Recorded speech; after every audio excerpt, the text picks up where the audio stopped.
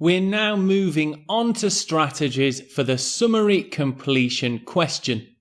This is often considered a slightly more difficult question, and there's a good chance that you'll see it in either section 2 or 3 if it comes up on the day of your IELTS reading test. Let's take a look at some of the basics for the summary completion question type.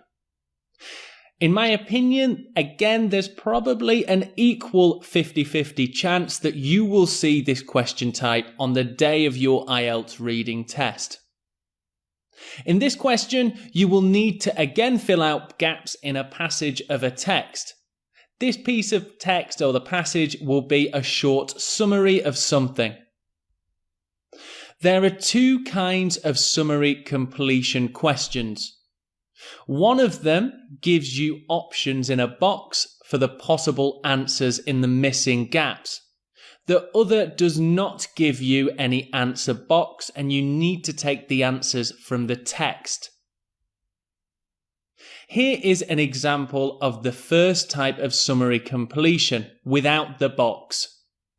You may also notice that in the instructions we have a word limit, and in this example it says no more than one word from the reading passage for each answer. That does mean that your answers need to be copied exactly with the correct spelling from the reading passage.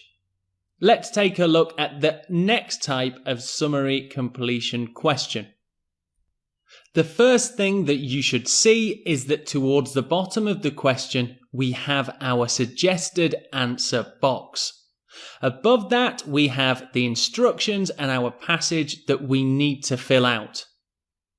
One important thing to note is that there are more suggested answers than we need, so we won't need to use all of these answers to fill out the gaps.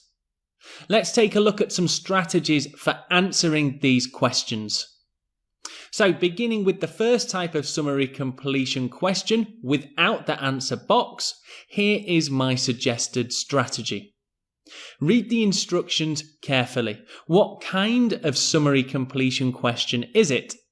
Well, in this example, we need to give our answers from the reading passage.